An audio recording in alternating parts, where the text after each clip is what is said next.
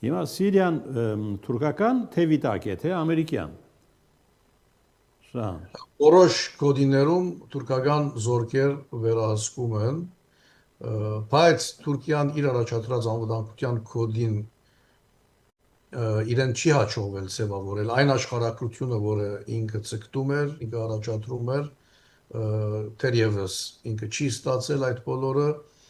հիմնական կարևորագույն եւ էներգետիկ առումով ռազմավարական նշանակություն ունեցող դարածները շարունակվում են վերահսկել ամերիկայի ամերիկյան զորքերի կողմից, բայց ընդհանրապես Դամասկոսի այս կորձող իշխանությունները մանավանդ այս վերջին ուրեմն Վաշինգտոն-Դամասկոս հարաբերությունները այդ Գեսարի օրենքը պատժամիջոցների վերացնելու ամերիկյան որոշումը ուրեմն նաև Իսրայելի հետ մերձեցման եւ դրա հաջորդելիք ուրեմն հարաբերությունների հաստատման այս բոլոր գործընթացները հիմնականում շարունակում է վարել Միացյալ Նահանգները։ Իմիջիալոց Սիրիայի նախագահը գնացել էր Վաշինգտոն եւ խոստովանել, որ Մոսկվա էր մեկնել Ասադին ստանալու ակնկալիքով։ Հետաքրքիր է ինչպես կպահի իրեն Մոսկվան։ Այդ վարկածը գա ընդհանրապես վերլուծումներում այն կորձարքի մասին են խոսում, որ Ռուսաստանի ուրեմն հենագետերի, բազաների բանման թույլտվության թիմած ուրեմն իրենք այդ բանջկը ունեն, սիրիացիները այդ բանջկը ունեն, բայց թերևս բաց չէ, որ ինչպես գավառվեն այդ բոլոր բանակցությունները, բայց որոշակի երևույթներ կան, տեղեկատվություն կա, որ Ռուսաստանը ուրեմն այդ առումով փորձում է բահբանել իր հենագետերը սիրիական հատկապես ջրային տարածքներում։ Լիբանանի իշխանությունները ազատ են արձակել Քադաֆի կրտսեր որդուն։ Ճիշտ է ինֆորմացիան, Շան։ Այո, նման ինֆորմացիա կա, սա շատ հին խնդիր է, կապված է նաև Լիբանանի շիի համայնքի գրոնաբեդ Մուսա Սադրի արևանկման հետ եւ պաշտոնական Բեյրութը շարունակում էր մեղադրել Լիբիային, որ այդ կարևորագույն դեմքերից մեկը համարվող Մուսա Սադրի արևանկման յետին կանգնած էր Կադաֆին, այդ կոնտեքստում էր ուրեմն այդ բանդարգությունը եւ հիմա նաեւ ազատ արձակման լրատվությունը այս բոլորը խոսում են ավելի գլոբալ տարածաշրջանային առումով քաղաքական կարդեսի վերակցման եւ այդ ուղղությամբ կամ դրա ընթരാճ ընթացող նոր համացանությունների, նոր գործարքների եւ այստեղ եւս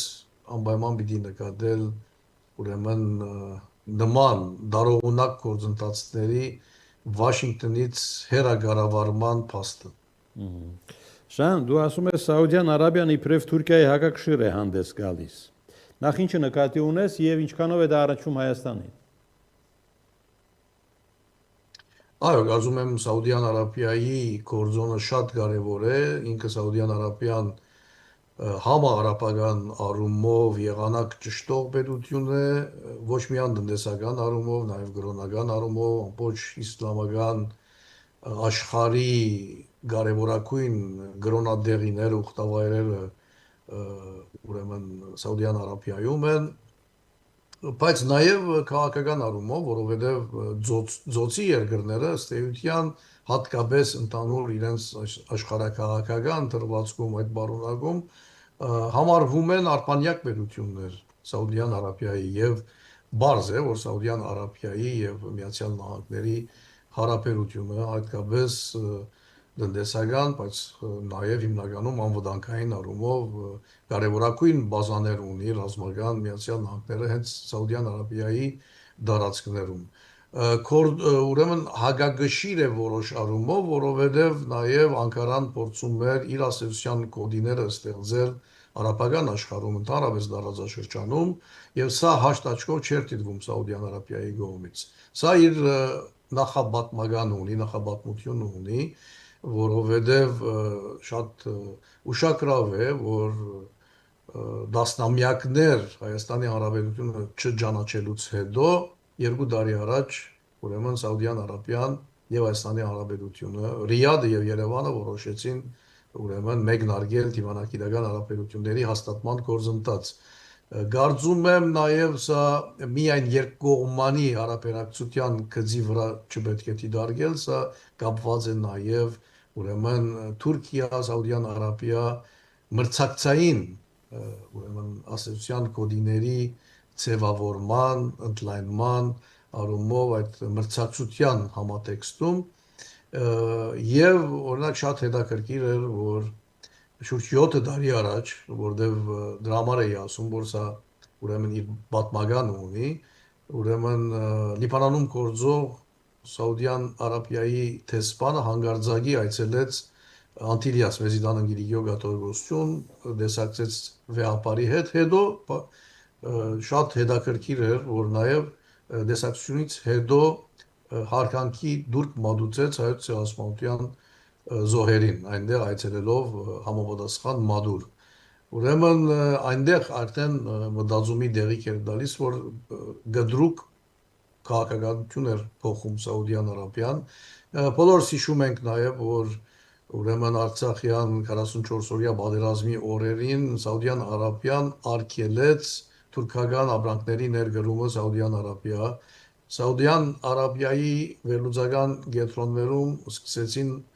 հրաբարակումներ, որտեղ նաև Օսմանյան գայսությունը քննադատվում էր իբրև հայկական չարթեր գազམ་ակերպված լինելու մեղադրանքով եւ սա իրենք ուրեմն հագատրում էին իսլամական գրոնքին մեջ բերելով նաև Կուրանից համապատասխան ուրեմն հատվածներ եւ այլն այս բոլորը նկատի ունենալով կարծում եմ որ այս սուր բրցակցության համատեքստի մեջ պետք է նկատի ունենալ եւ հետաքրքիր էր նաեւ որ 4 տարի առաջ Սաուդյան Արաբիան եւ Հայաստանը սկսեցին շնորհավորել միմյանց ազգային դոները հետո այս բոլորը հանգեցին իհարկե ուրեմն քիչ առաջ նշածս դիվանագիտական հարաբերությունների հաստատման համաձայնություն եւ վերջերս նաեւ ուրեմն բادرագություն էր եկել Պարսաստիճան ուրեմն Հայաստանի հետ դեսական ոլորտում համագործակցելու կարծում եմ սա նաև պայմանավորված է Սյունիքի նոր ղարքավիճակի հետ հատկապես եթե նկատի ունենանք որ